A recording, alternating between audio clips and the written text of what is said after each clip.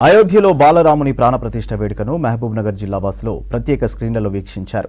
ప్రాణప్రతిష్ఠ మహాఘట్టాన్ని కనులారా వీక్షించడం కోసం మహిళలు పెద్ద ఎత్తున తరలివచ్చారు. శతాబ్దాల స్వప్నం నెరవేరడంతో సంతోషం వ్యక్తం చేశారు. అయోధ్య రామ మందిరం ప్రాణప్రతిష్ఠ సందర్భంగా జిల్లా వ్యాప్తంగా హోమాలు, యజ్ఞ యాగాదులతో విశేష పూజలు చేశారు. ఇందుకు సంబంధించి మరిన్ని డీటెయిల్స్ బాలకృష్ణ అందిస్తారు. అయోధ్యలో బాలరాముని ప్రాణప్రతిష్ఠ కార్యక్రమం తర్వాత ఒక సరికొత్త అధ్యాయం లిఖించబడింది. ఆ సుందర దృశ్యాలని జనమంతా కూడా కళ్ళారా వీక్షించారు.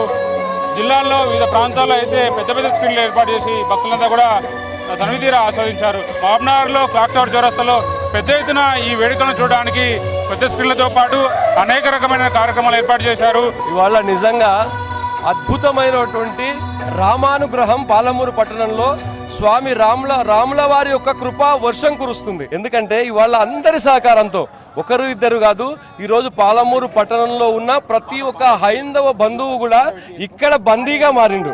రాముడికి, రామనామానికి, రామచరితానికి, రామ శబ్దానికి ఇవాళ ప్రాణ ప్రతిష్ఠ జరిగింది కదా. పాలమూరు పట్టణంలో కూడా ప్రతి హైందవుడి గుండెలో రాముల వారి ప్రతిష్ఠ జరిగింది. ఇలాంటి గొప్ప కార్యక్రమం చేసుకోవడం మాకు పూర్వజన్మ సుకృతంగా భావిస్తున్నాం. అదేవిధంగా మన హైందవ శక్తి సేవా సమితి సంకల్పం ఆ రామచంద్రమూర్తి మాకు ఇచ్చినటువంటి అనుగ్రహంగా భావిస్తున్నాం. కళ్ళారా ప్రాణ ప్రతిష్ఠ కార్యక్రమం చూసినప్పుడు ఏమనిపించిందమ్మా?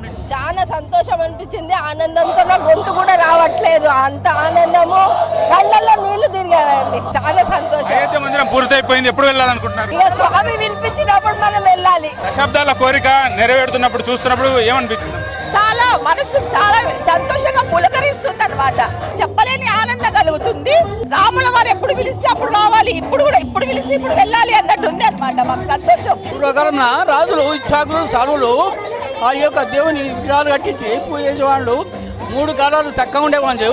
ఇప్పటి కాలంలో ప్రజల కాలంలో మళ్ళీ ఇంతమంది భక్తులు విగ్రహాన్ని ప్రతిష్ఠించి ఈ విధంగా చేస్తున్నట్టే మళ్ళీ పూర్వం అయిపోతుంది.